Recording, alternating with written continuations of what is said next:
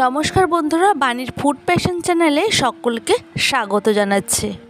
আজকে চলে এসেছি রুটি, পরোটা, ভাত বা খিচুড়ির সাথে খাওয়ার জন্য দারুণ স্বাদের একটা রেসিপি নিয়ে। আমরা এই ধরনের রেসিপি সকলেই বানিয়ে থাকি, তবে কোনো স্পেশাল দিনে এছাড়া ঠাকুরের কোনো ভোগের অনুষ্ঠানে যখন আমরা পাঁচমিশালি সবজিটা করি সেটা কিন্তু খেতে ভীষণ টেস্ট হয়। তো কেন হয়, কী কারণে হয়, তার একটা ছোট্ট টিপস তোমাদের সাথে শেয়ার করব। ভিডিওটিকে স্কিপ না করে পুরো ভিডিওটি দেখার অনুরোধ রইল। চলো তাহলে এবার রান্নাটা শুরু করি। প্রথমে একটা কড়াই বসিয়ে দিয়েছি। এবার কড়াইটাকে খুব ভালো মতো গরম করে নেওয়ার পর দিয়ে দিচ্ছি গোটা জিরে, তারপর দিলাম গোটা ধনে।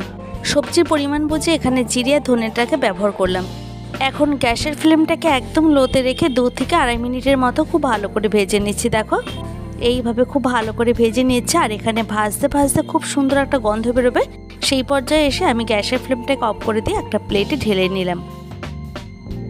এরপর ওই কড়াইটিকে বসিয়ে দিয়েছি, দিয়ে দিলাম পরিমাণ মতো সাদা তেল। তেলটাকে এখন খুব ভালো মতো গরম করে নেওয়ার পর দিয়ে দিলাম ফোড়নে 5 ফোড়ন, দিচ্ছি 2টো কাঁচা লঙ্কা, লঙ্কাটাকে ফাটিয়েই তারপর দিয়ে দিলাম। দিচ্ছি এর মধ্যে কেটে ধুয়ে রাখা আলুগুলিকে একটু ছোট করে কেটে নিয়েছি, এতে কিন্তু আমার সেদ্ধ করে নিতে সুবিধা হবে। এখন 2 থেকে আড়াই মিনিটের মতো খুব ভালো করে ভেজে নেব। দিচ্ছি কালারের জন্য হলুদ গুঁড়ো। হলুদটা এখানে পরিমাণ মতোই ব্যবহার করছি। আবার একটু ভালো করে নাড়াচাড়া করে নেব। এইভাবে যদি আলুটাকে ভেজে নেওয়া যায় তাহলে কিন্তু পাঁচমিশালি হোক আর যে কোনো রান্নায় খেতে কিন্তু ভীষণ সুস্বাদু হয়। এখন এর মধ্যে কিছু সবজি দিয়ে দিচ্ছি, যেমন আছে এখানে পটল আর গাজর, কুমড়ো আর আছে পেঁপে। ঘরে যে সমস্ত সবজিগুলি ছিল সেটাই ব্যবহার করেছি। তোমাদের কাছে যদি আরও কিছু সবজি থাকে সব কিছু কিন্তু এর মধ্যে অ্যাড করতে পারো। এরপর এর মধ্যে দিয়ে দিলাম ডাঁটা। আমি এখানে 2টো ডাঁটা খুব ভালো করে খোসা ছাড়িয়ে তারপর দিয়ে দিয়েছি। এবার সমস্ত সবজিগুলিকে প্রায় 5-6 মিনিটের মতো খুব ভালো করে কষিয়ে নেব। এইভাবে কষাতে কষাতে কিন্তু অনেকটাই সবজি সফট হয়ে যাবে।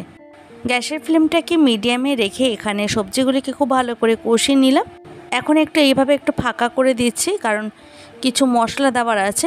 বেশ খানিকটা পরিমাণে আদা খুব ভালো করে বেটে নিয়ে এর মধ্যে দিয়ে দিলাম। এখন আদাটাকে এইভাবে ভালো করে একটু ভেজে নেব। গ্যাসের ফ্লেমটাকে আবার একটু হাইতে দিয়ে আদাটাকে খুব ভালো করে ভেজে নিচ্ছি। দেখো আমি একটু ফাঁকা করে দিচ্ছি এইরকম, এতে কিন্তু ভালো করে ভাজা হয়ে যাবে। এখন এর মধ্যে দিয়ে দিচ্ছি সেই ভেজে রাখা মশলা, মানে যেটা আমি প্রথমে ভেজে রেখেছিলাম, মানে জিরে আর ধনে। ভাজা মশলাটা আমি এখানে 1 টেবিল চামচের থেকে একটু বেশি ব্যবহার করেছি। এখন এই সমস্ত উপকরণগুলিকে খুব ভালো করে সবজির মধ্যে নাড়াচাড়া করে মিশিয়ে নেব। দেখো আমি এইভাবে আরও প্রায় 4 থেকে 5 মিনিটের মতো খুব ভালো করে কষিয়ে নিচ্ছি।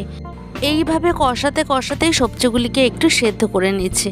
আর যত ভালো করে কষানো যাবে রান্নাটা কিন্তু ততই ভালো হবে। এরপর আমি এর মধ্যে দিয়ে দিচ্ছি পরিমাণ মতো জল। আমি এখানে গরম জল ব্যবহার করেছি। এইবার জলটাকে এর মধ্যে খুব ভালো করে মিশিয়ে নেব।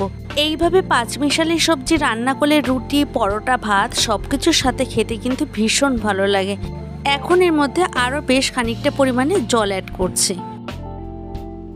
এরপরে সমস্ত সবজিগুলিকে এইভাবে একটু ভালো করে নাড়াচাড়া করে নেব। এখন একটা লিড চাপা দিয়ে দিলাম। প্রায় 7 থেকে 8 মিনিট পর ফিরে এসে আমি লিডটাকে সরিয়ে নিয়ে আবার একটু ভালো করে নাড়াচাড়া করে নিচ্ছে। আর এখানে একদম শেষে আমি নুন ব্যবহার করছি। দিচ্ছি চিনি। যেহেতু এটা একদমই নিরামিষ তাই চিনিটা দিলে কিন্তু স্বাদের ব্যালেন্সটা হবে। এইবার নুন আর চিনিটাকে খুব ভালো করে সবজির মধ্যে মিশিয়ে নেব।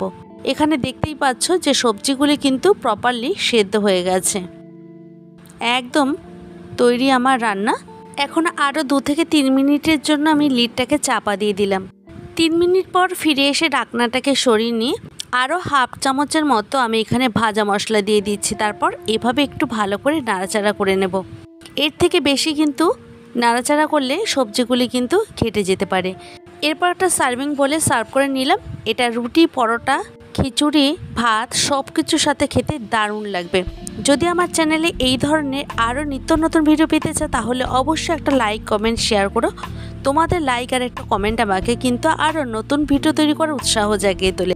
দেখা হবে অন্য কোনো ভিডিওতে। ভালো থাকবে প্রত্যেকে, আর তোমরাও কিন্তু সবাইকে ভালো রেখো।